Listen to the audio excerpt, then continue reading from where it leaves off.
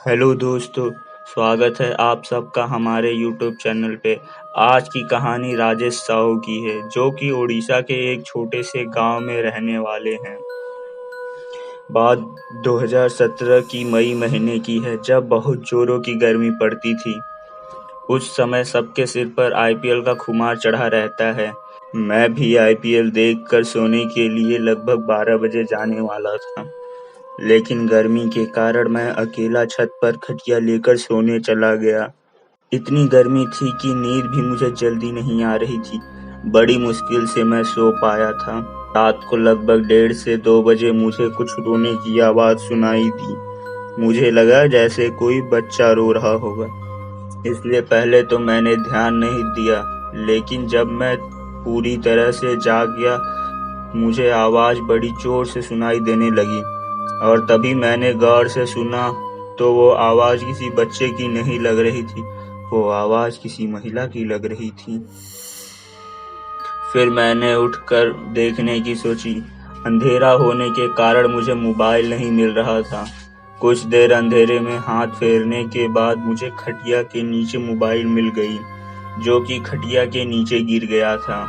मैं उस रोने की आवाज़ सुनकर काफ़ी डर। मेरा घर थोड़ा गांव के बाहर तरफ है और आसपास बहुत सारे घनी झाड़ियां हैं। चारों तरफ काफ़ी अंधेरा दिखाई दे रहा था।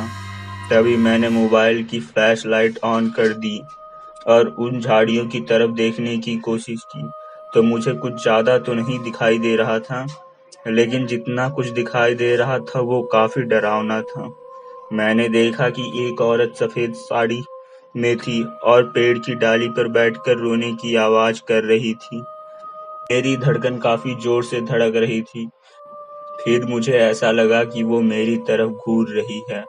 उस समय डर के कारण मेरी हालत काफ़ी खराब हो चुकी थी। फिर मैं तेज़ी से अपने रूम की तरफ भागा और अपने रूम में जाकर दरवाज़ा और सारी खिड़कियाँ बंद कर दी। फिर भी मुझे बहुत ज़्यादा डर लग रहा था। दूसरे रूम में मैं जाकर अपने मम्मी पापा को बुलाने की भी हिम्मत नहीं कर पा रहा था। पूरी रात मुझे नींद नहीं आई और ऊपर से इतनी गर्मी थी। पूरी रात जागने के बाद सुबह-सुबह मैं कब सो गया पता भी नहीं चला। फिर लगभग 7:30 बजे दरवाज़ा खटखटाने की आवाज़ आने लगी।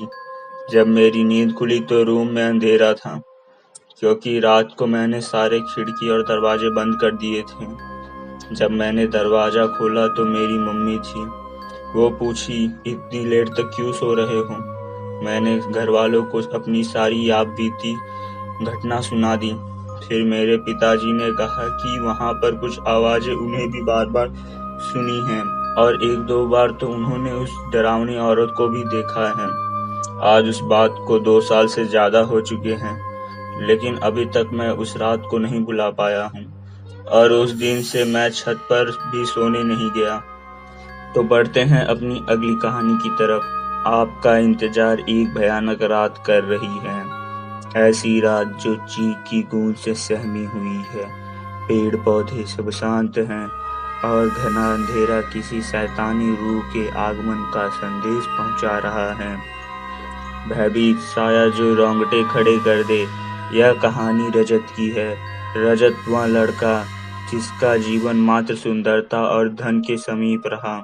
रजत को अपनी जिंदगी में 2 ही वस्तुओं से प्रेम रहा, एक लड़कियां और दूसरा धन। दोनों को वह बखूबी इस्तेमाल करना जानता था। एक सुनसान रात पूरा शहर जब नींद से अपने रिश्ते को मजबूत कर रहा था, लेकिन घर पर रजत फिलहाल अभी भी जगा हुआ था। मोबाइल की स्क्रीन पर टकटकी लगाए अपने दोहरे चरित्र का प्रदर्शन कर रहा था। एक चरित्र में वह अपनी सोच को उजागर कर रहा था, जिसमें धन हो और उसके इर्द-गिर्द लड़कियों का जमावड़ा। दूसरी ओर वह डिंपल से बात कर रहा होता। डिंपल उसकी गर्लफ्रेंड का नाम था। यह उसकी 12वीं महिला मित्र थी। वह हर एक लड़की के साथ 3-4 महीना ही वक्त बिताता था। डिंपल बेहद अमीर परिवार से ताल्लुकात रखती थी। बाकी लड़कियों की हूबहू रजत ने डिंपल को भी झूठ के पर्दे में ढक रखा। उसने डिंपल के समक्ष अपने माता पिता की वह छवि प्रस्तुत की जो उन्होंने कभी निभाई ही नहीं थी। कहते हैं न, किसी की छवि को धूमिल करना बेहद आसान है, बल्कि उनका नाम बनाना कठिन। उस अंधेरी रात में कुछ अनसुनी घटना का संबंध भी जुड़ा था, जिसकी शुरुआत रजत से होती है। अमूमन रात एकदम शांत होती है। सभी जीव जंतु रात्रि के स्वप्न लोक में खुद को झोंक चुके होते हैं। इस शांति में सिर्फ घड़ी की टिक टिक ही सुनाई देती है, जो उस समय 12:45 का समय दिखा रही होती है। रजत अभी भी फिलहाल फोन पर व्यस्त है। खिड़की के बाहर चांद की रोशनी आज कुछ धीमी है। ठंड भरी शीतल हवा खिड़की के दरवाजे में बनी पतली सी जगह से हवा गुजरते हुए रजत को ऐसा महसूस करती है कि कोई उसे छू रही है, अपने कोमल हाथ से उसे अपने ओर बुला रही है। तभी अचानक रजत के कानों में एक प्रेम से लबरेज आवाज आती है, रजत, तुम सिर्फ मेरे हो, मैं तुम्हें खुद से दूर नहीं होने दूंगी। रजत यह सुनकर काफी घबरा गया। उसने डर के मारे अपना फोन बेड पर रखा और खिड़की की तरफ भागा, लेकिन खिड़की से कोई नहीं दिखा। रजत यह सुनकर काफी घबरा गया। उसने डर के मारे अपना फोन बेड पर रखा और खिड़की की तरफ भागा, लेकिन खिड़की से कोई नहीं दिखा। वह जैसे ही खिड़की फिर से बंद कर वापस बेड की तरफ मुड़ा, चांद की रोशनी में एक परछाई से उसका सामना हुआ।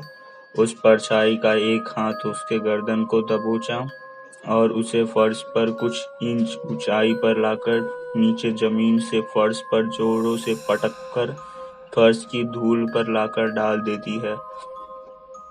वह उसी वक्त बेहोश हो जाता है और होश में आने के लिए सूर्य के प्रकाश के आने तक का समय लेता है। रजत की अपने माता पिता से बिल्कुल भी नहीं बनती थी। वह हर समय किसी न किसी विषय पर अपने माता पिता से विवाद कर देता था। उसकी जीवन में रिश्ते का कोई मूल्य नहीं। वह अपने माता पिता को एक एटीएम मशीन समझता, जिनके वह धन को इस्तेमाल कर सके। अगली सुबह भी यही हुआ। उसने होश में आने के बाद अपने साथ हुई पिछली रात की घटना को स्मरण करने लगा, जिससे उसके माथे पर चिंतित रेखा के साथ पंखा चलने के बावजूद पसीने से भीगा हुआ था। रजत उसी अवस्था में घबराकर अपने पापा के पास पहुंचता है। वह इतना घबराया हुआ होता है कि उसके मुख से उसके शब्द भी अच्छे से नहीं निकल पा रहे थे। वह अपने पिता से वह बातें बताना चाहता है, लेकिन कुछ भी नहीं कह पाता। उसके पापा उसको गुस्से में देखते हैं और कहते हैं, कुछ बोलेगा या हमेशा की तरह कुछ सुनाने आया है। रजत के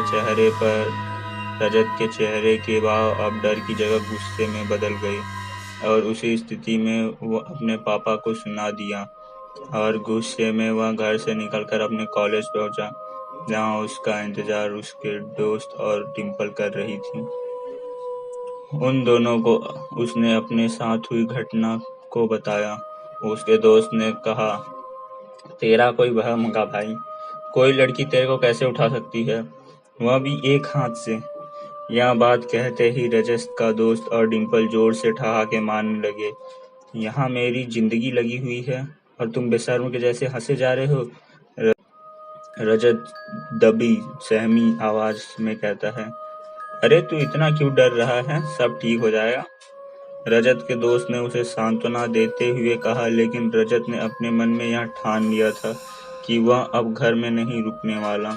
वह सब कुछ छोड़कर कहीं दूर चला जाएगा। रजत का यह फैसला सुनकर उसका दोस्त उसे रुकने की सलाह देता है और कहता है कि रजत को अपने परिवार को अकेले छोड़ने की ख्वाहिश नहीं रखनी चाहिए, लेकिन वह ठान चुका था कि उसे अपने परिवार से कोई मतलब नहीं। वह यही सोचता था कि उसके परिवार उससे प्रेम भाव नहीं रखते। इस पर डिम्पल कहती है कि अगर तुमने नक्की ही कर ली है तो आज रात तुम मेरे साथ मेरे शहर लखनऊ चलना, वहां अपनी नई जिंदगी शुरू करना। रजत को डिम्पल का सुझाव राज आता है। रजत ने डिम्पल के कहने पर घर से अपने बैग को अच्छी तरीके से पैक कर चंडीगढ़ रेलवे स्टेशन पर पहुंचता है। डिम्पल ने उसे प्लेटफॉर्म नंबर 4 पर आने को कहती है। रजत 10 बजे छुपकर अपने घर से निकल जाता है। उसे बाहर जाने में अजीब लगता है। रजत का यहाँ रात बाकी रात से अलग होती है। मौसम में सर्द हवा की मौजूदगी होती है, लेकिन फिर भी रजत को घुटन महसूस होती है।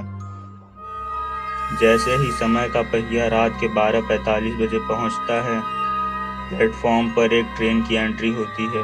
रजत पूरा घबराहट से भरा होता है। डिम्पल अभी तक रेलवे स्टेशन पर नहीं पहुंची होती। स्टेशन भी पूरी तरीके से किसी शमशान घाट का रूप धारण कर चुका था। रजत को कुछ समझ में नहीं आ रहा था।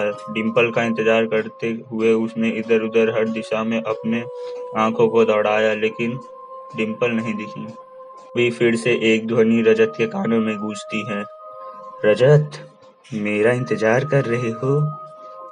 यह वही आवाज थी जिसे रजत ने अपने रूम में सुनी थी। इसमें भी वही भाव की दस्तक थी। फिर वह एक आवाज एक भयंकर हंसी के वस्त्र पहन लेती है।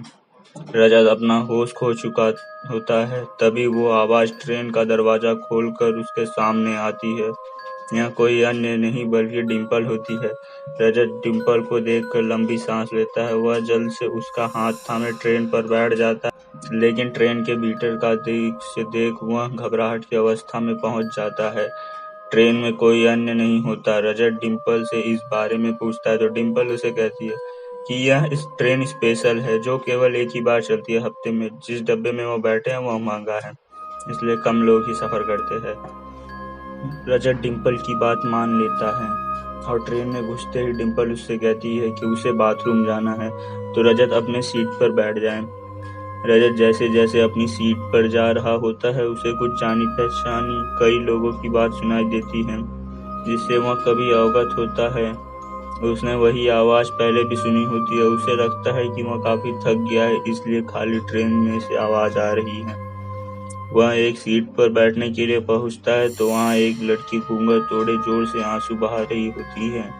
रजत उस लड़की से पूछता है कि क्यों रो रही हो, तो जवाब मिलता है कि उस लड़की का किसी ने रेप किया है। रजत उस लड़की को चेहरा दिखाने के लिए कहता है ताकि वह मरहम पट्टी लगा सके। जैसे ही लड़की घूंघट ऊपर करती है, उसका चेहरा देख रजत चकित हो जाता है। वह अपना बैग ज्यों त्यों रखकर बाथरूम के तरफ भागता है, जोर जोर से पुकारता है, डिम्पल, डिम्पल। डिम्पल तो नहीं होती, लेकिन उसका बाथरूम में इंतजार वह लड़की कर रही होती है। वह अपना होश बुरी तरीके से खो चुका होता है। उस समय लड़की से जान बचाने के लिए वह ट्रेन से कूद जाता है और भगवान को प्यारा हो जाता है। आखिर में उसका फोन, जो डर के मारे ट्रेन की सीट पर कूद जाता है, उस पर एक मैसेज आता है और लिखा होता है, सॉरी जान, मैं तुम्हें बताना भूल गई थी, मेरा अपने शहर जाने का प्रोग्राम कैंसिल हो गया। दोस्तों के साथ डिस्को गई हुई थी, होप तुम समझोगे। तो आरोपी बाथरूम में गया है।